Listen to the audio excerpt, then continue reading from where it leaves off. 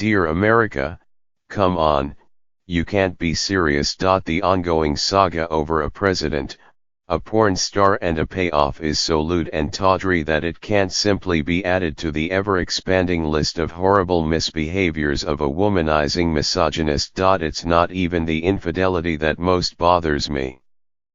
I view that as an issue between spouses and with the other person involved.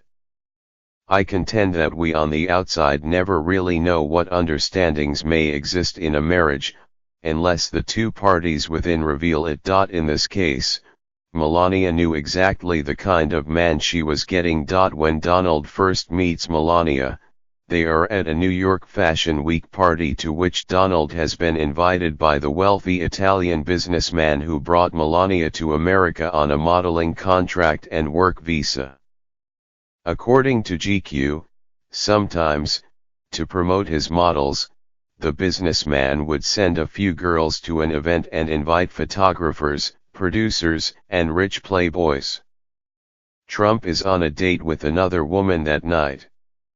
He is also in the process of divorcing Marla Maples, his second wife, with whom he had had an affair while still married to his first wife, Ivana Trump. According to GQ, he sent his companion to the bathroom so he could have a few minutes to chat up the model he'd noticed.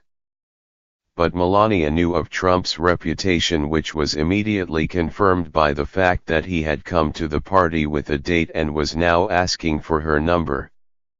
That's right, Melania knew. In April 2004, Donald proposes to Melania at the Met Gala. By the way, just to underscore how vile this man is, in September 2004, Trump goes on Howard Stern, and while discussing with Stern how beautiful they both find Trump's daughter Ivanka, Stern says, "Can I say this? A piece of ass." Trump responds, "Yes." Trump marries Melania in January of 2005. They had signed a prenuptial agreement. 9 months later, in September, Access Hollywood records Trump boasting about sexually assaulting women, kissing and groping them without prior consent, and claiming, "When you're a star they let you do it. You can do anything." 6 months after the tape is recorded, on March 20, 2006, Mr. and Mrs. Trump's son Barron is born. That means that Melania was pregnant when Trump was making his lewd remarks about assaulting other women. 4 months after Barron is born, porn star Stephanie Clifford, whose stage name is Stormy Daniels, alleged that she and Trump initiated a consensual, sexual relationship after meeting at a golf tournament.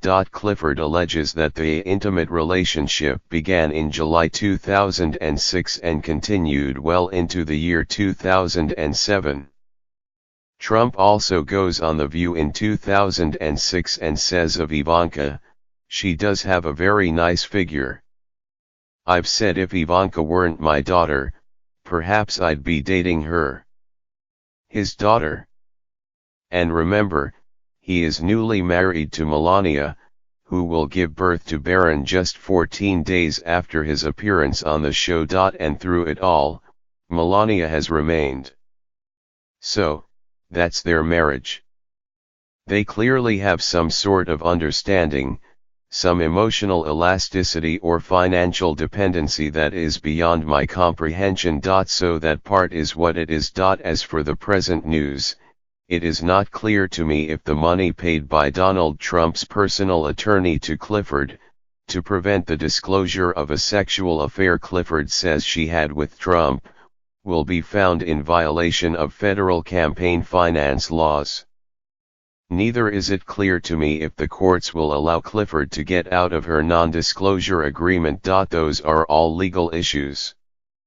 What matters most to me about this sordid tale is the way it fits into a pattern of behavior and a Trump worldview about women, that they are mere objects and opportunities, a reward owed to men of wealth, and that objections and protestations are invalid. This is about the defamation of, silencing of, and shouting down of women. At the very same time that the #MeToo and #TimesUp movements have given voice to women, and led to men being held accountable, particularly in the private sector, Trump has almost single-handedly aided in the numbing of America's sympathies for women who speak up about the sexual exploits, misdeeds, and assaults of elected officials. Yes, there have been some political resignations, but primarily among people who have confessed to their sins.